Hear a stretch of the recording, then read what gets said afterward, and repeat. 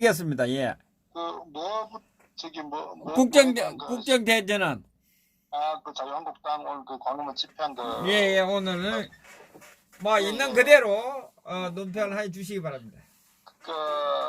제가 그걸 보고, 예, 사실은 이제 그 제목이 그들이 이제 어떤 집회를 하는 어떤 그 아젠다 설정을 보면은 그 당의 어떤 그 인식 자체가 얼마나 문제가 심각한지를 저는 그 단적으로 드러낸다고 봐요. 예, 사실은 이제 뭐 국민 모두가 아시다시피 이제 문재인 지지율이 지금 뭐 30%대로 이미 떨어졌잖아요. 예, 그러면 문재인이 소위 어떤 뭐 지난 과거에 탄핵에 뭐 정당성 다 떠나가지고 예, 속아 얻었던 거니까 80% 중반대까지 갔다가 예, 또 이제 30%가 떨어졌단 말이에요. 예, 예, 자, 그렇다면 그것은 무슨 얘기냐면은 어, 지금 문재인이 그렇게 강한 그 높은 지지율을 받다가 떨어졌다는 것은 그 나라의 어떤 그 국정이든 또 국민들이 피부로 느끼는 어떤 삶이 예, 오죽 심각하면은 문재인의 지지율이 30% 떨어질까 예, 하는 예, 부분인데 예, 저는 그렇게 봅니다.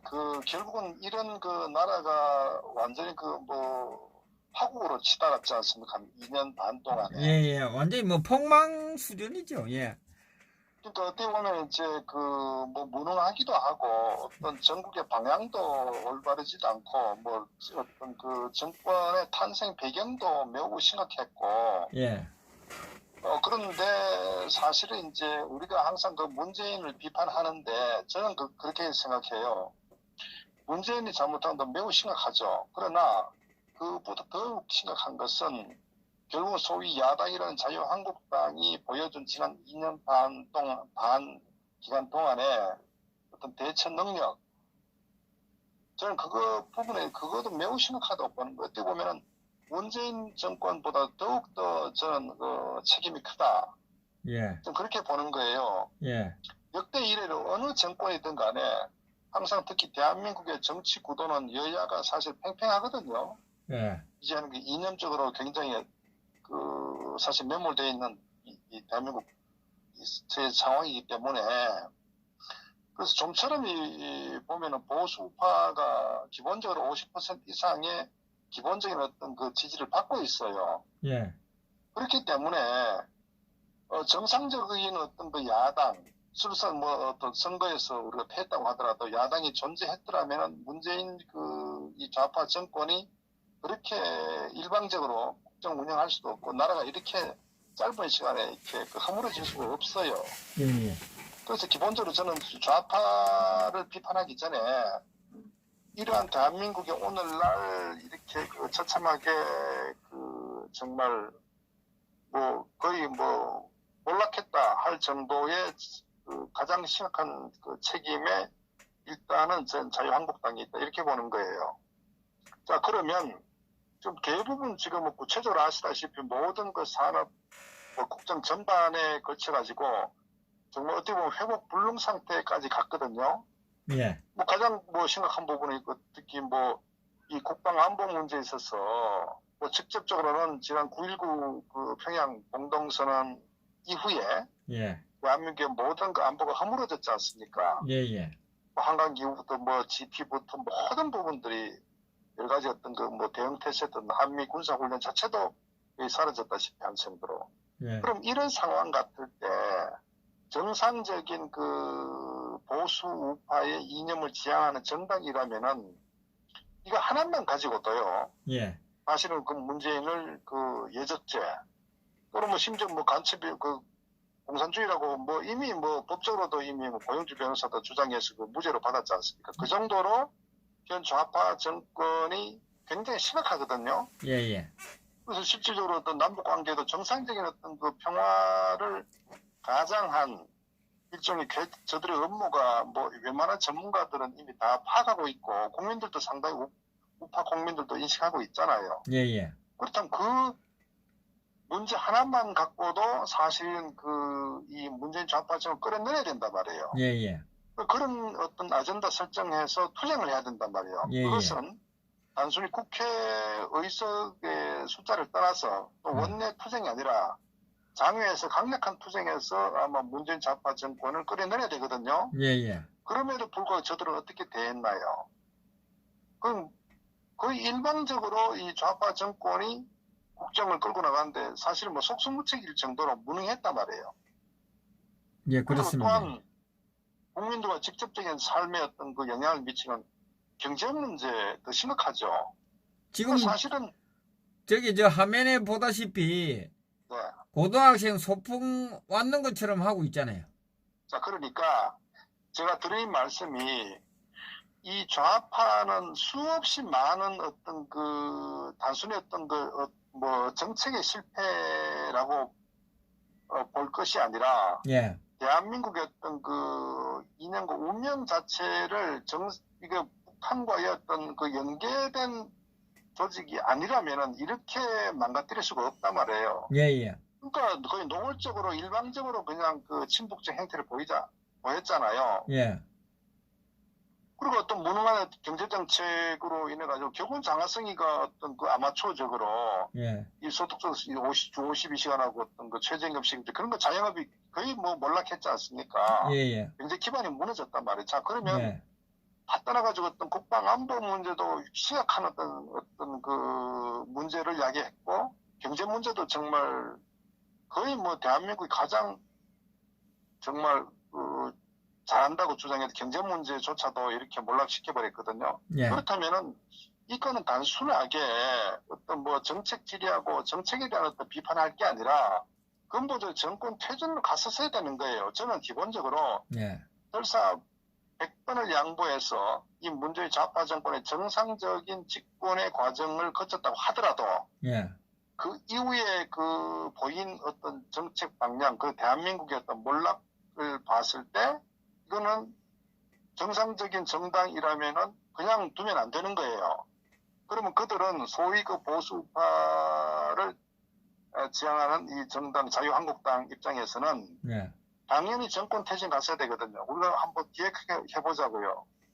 보수 우파가 집권했을 때 소위 그 이명박 정권이 들어섰을 때도 첫 해인데 그 광우병 촛불 사건 가지고 거의 뭐 국정의 어떤 그 동력을 완전히 빼버렸다고요. 예, 예, 허물었거든요. 그러니까 그 좌파들은 어떻게 대체 조그마한 어떤 그 이슈만 있어도 거의 나라를 완전히 거꾸로 뜨릴 어떤 그런 태도로 정말 어떤 그 상상 못할 정도의 어떤 그 비정상적 투쟁을 해왔다고 반정부 투쟁.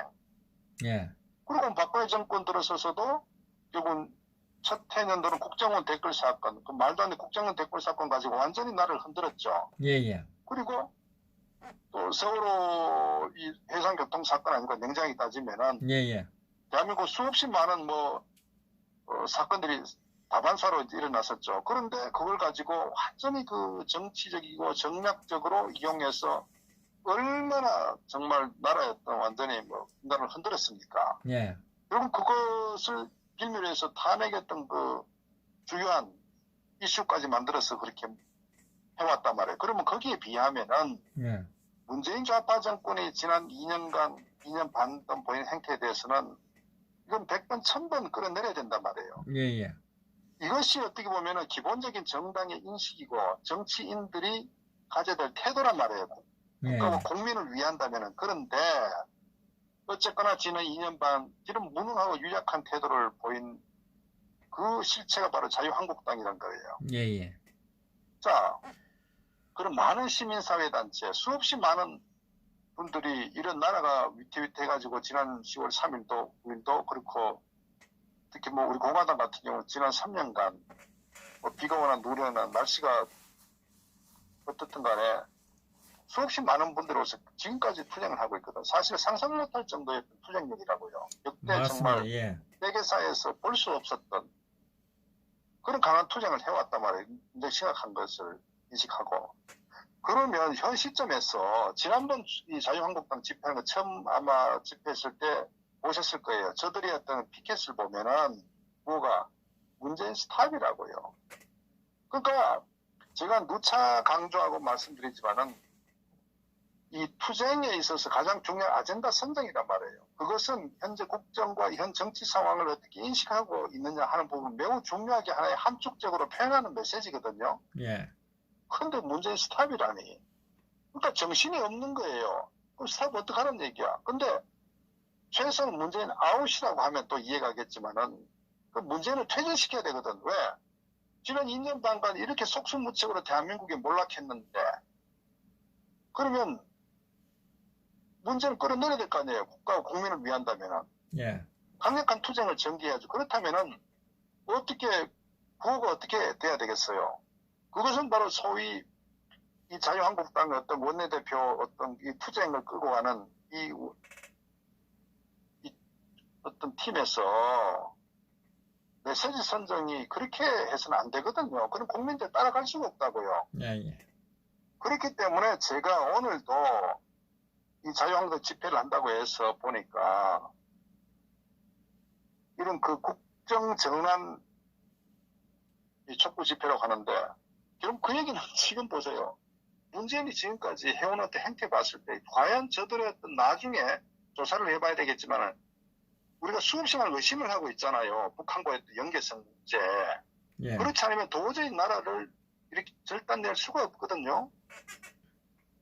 그러면 뻔히 정치를 하면 아마 저는 뭐 많은 정보를 갖고 있기 때문에 저는 뭐 상황을 상당히 인식하고 있다고 봐요. 그럼에도 불구하고 문재인 어떤 퇴진이라는 구호가 한참 늦었죠. 퇴진 안 하고 있잖아요. 지금 탄핵 하야, 그 다음에 스탑 다음에 하야, 그 다음에 탄핵이죠. 자, 뭐냐면 우리가 보십시오. 지난 10월 3일도 멀리 갈 필요 없이 10월 3일 9일 때 수없이 많은 국민들은 문재인 정부 끌어내자고 하야하자고 퇴진시키자고 이런 구호가 거의 대다수 국민들이 입에서 어떤 요구된 거 아닙니까? 예, 그렇지. 대부분이지. 뭐 90%가 그렇죠. 근데 지금 와서 국정 대전환이라니 이게 도대체 무슨 얘기예요? 그러니까 이 메시지 하나만 보더라도 이 자유한국당이 가지고 있는 어떤 그 현재 어떤 그 인식 자체를 단적으로 보여준다고요. 상황 인식을 뭐 심각한 것을 모르고 있는 거지. 그러니까 자유한국당 도저히 안 된다는 거예요. 그냥 길거리에 나온다고 되는 게 아니라 나와서 정당이란 것은 결국 메시지를 던져가지고 국민들을 결국 주도해 나가면서 현 정권을 어떻게 할 거냐 하는 부분이 굉장히 어떤 전략적으로 또 정치적으로 매우 중요한데 도대체가 정말 아까 말씀하신 소풍 나온 거 아니면은 그 왜 그렇게 많은 사람들을 그 뭐 하려고 그렇게 어떤 국민의 보고하는데 뭘 보고한다는 거예요. 그러니까 제가 볼 때는 싸울 줄도 모르고 싸울 준비도 안 돼 있고 기본적으로 대한민국이 현재 어떠한 인식인지 전혀 관심이 없는 사람들 아니면은 이렇게 투쟁할 수가 없는 거, 투쟁이라고 볼 수가 없는 거예요. 그러니까 국민들이 워낙 나오니까 이제 안 나오기도 뭐하고 나와가지고 겨우 고작 한다는 게 국정을 대전환시키라는 게 뭘 어떻게 전환시키라는 거예요. 그러니까 제가 볼 때 정치를 할 자격이 없는 사람들이에요. 정당이에요. 정치에서 투쟁할 때는 간결한 메시지를 던지고 말씀드렸다시피 국민을 다 모아가지고 자신들의 어떤 전면에 나서서 자신을 희생하고 투쟁에 선봉이 서고 그건 뭐에서냐 명확해야 되고 지금 이미 뭐 문재인이 반환점 돌아가는 상황까지 왔는데 이거 이대로 이미 대한민국에 몰락했지만 이대로 정말 뭐 제가 1년 정도 더 지속된다? 제가 볼 때는 뭐 게임이 끝이죠. 특히 한미관계 같은 경우도 이미 완전 끝나버렸잖아요.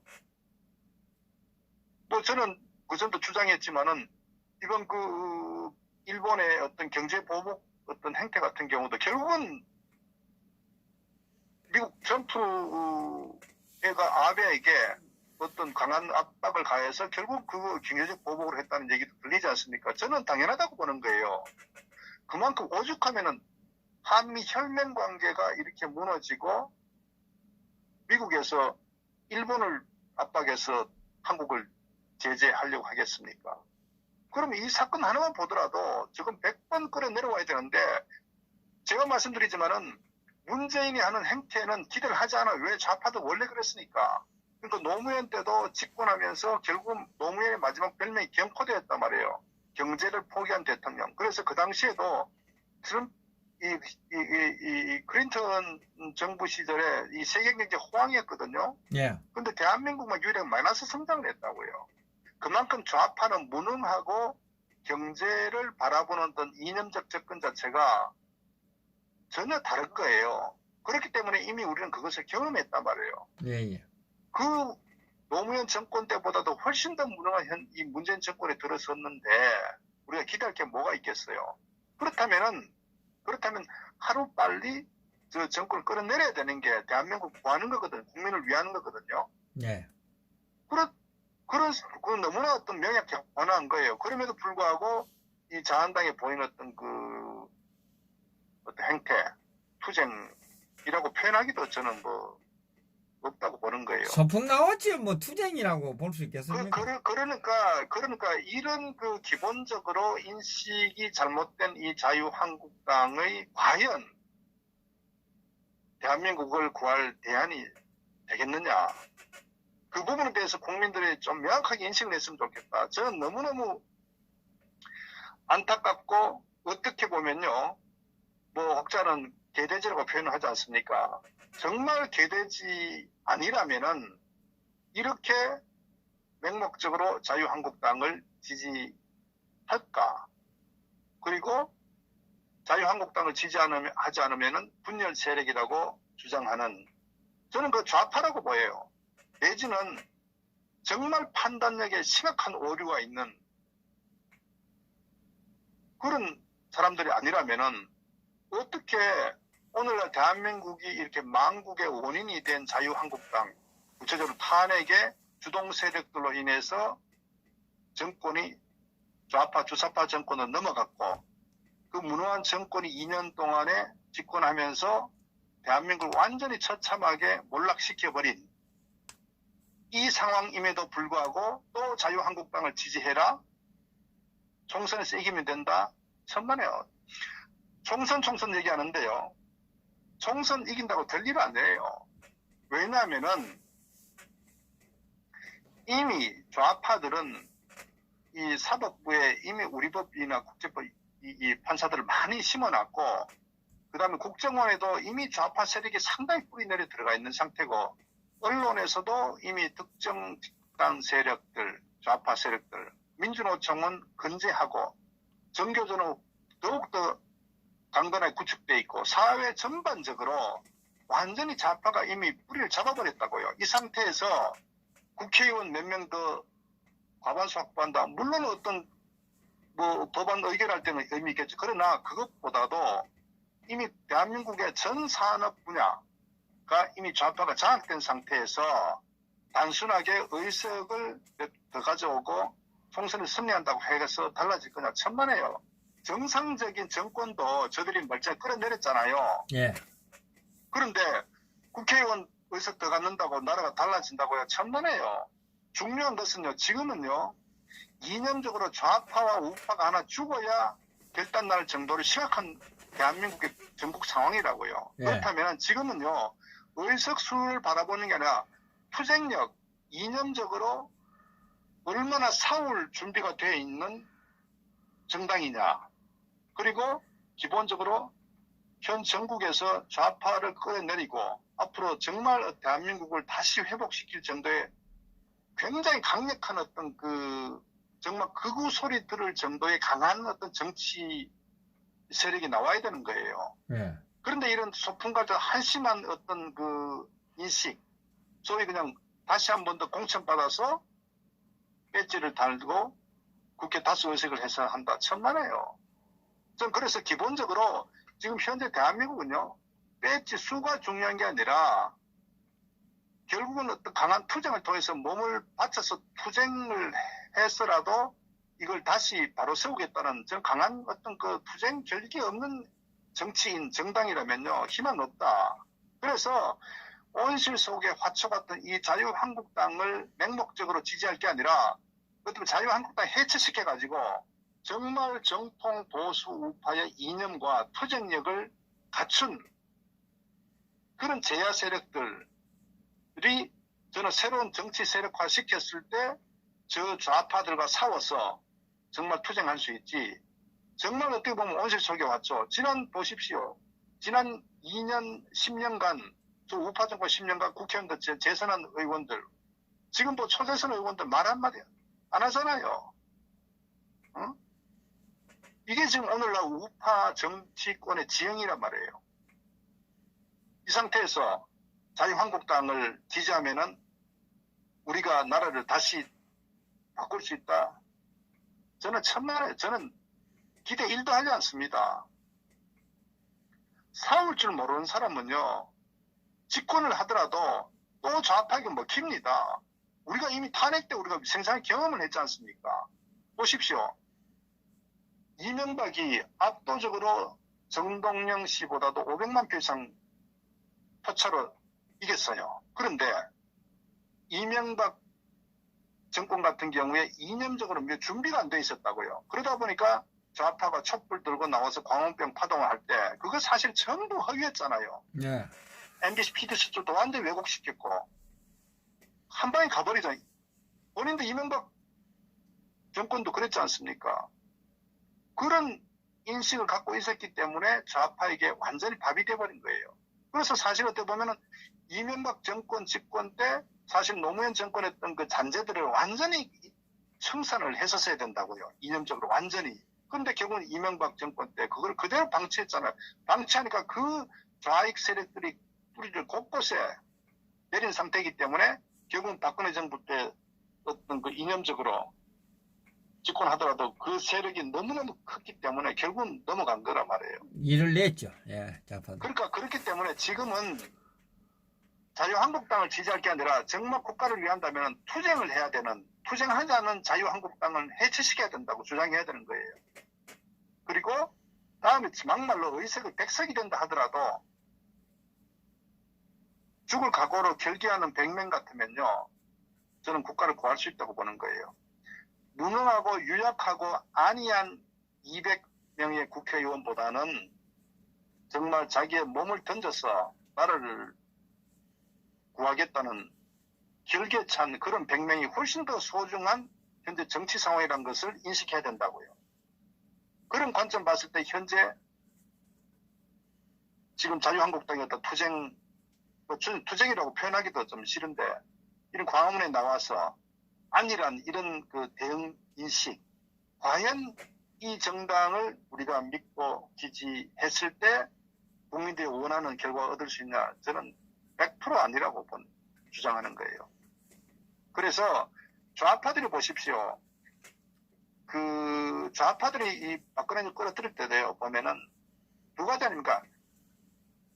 민주노총 핵심 얼마 안 되잖아요. 그렇지만 그들의 어떤 그 조직력, 굉장히 어떤 집요함, 굉장히 치밀한 전략적 접근, 이런 거에다가 우파의 배신자 때문에 멀쩡한 정권이 거의 뭐 어떻게 됐습니까? 참혹한 결과를 가져왔잖아요. 예, 배신자 아니면 절대 있을 수 없는 일이죠. 배신. 그러니까 우파가 지금 가져야 될 인식은 기본적으로 현 정국이 대한민국의 정치 상황이 어떻게 흘러가는지 정확한 분석이 필요하고 좌파를 어떻게 하면 끌어내릴 거냐, 좌파에 대한 지형을 정확히 분석하고 거기에 맞는 대처를 해야 되는 거예요. 그것은 바로 전 투쟁이라고 보는 거예요. 이게 정상적인 선거를 통해서 정권이 교체되고 이 상황을 이미 넘어갔어요. 대한민국의 현 상황은. 이미 정교조를 통해서 30대는요. 맹목적으로 좌파 지지할 정도로 바뀌어버려 인식 자체가 바뀌었다고요. 예. 그것은 교육의 심각한 문제죠. 그것도 사실 우파의 잘못이죠. 그러한 민주노총과 정교조를 방치했다는 자체가 우파의 굉장히 큰 전략적 실패라고요. 그것을 반성하면서 이 상황을 어떻게 반전시킬 거냐 하는 것은 단순한 선거를 통해서 한다. 천만의 선거가 아니라 정말 어떤 그 나라를 다시 바로 세우는 정말 비상계엄령을 통해서라도 국가를 바로 세우겠다는 이념적으로 이런 인식 갖고 있지 않으면요. 좌파로부터 완전한 어떤 정권 교체가 어려워요. 그래서 어쨌거나 제가 뭐 결론적으로 말씀드리자면은 현재 상황은 투쟁이다. 앞으로 설사 우파가 집권한다고 하더라도 좌파는 이미 많은 자신들이 경험을 했기 때문에 어떻게 우파를 끌어내릴지를 너무 잘 알아요.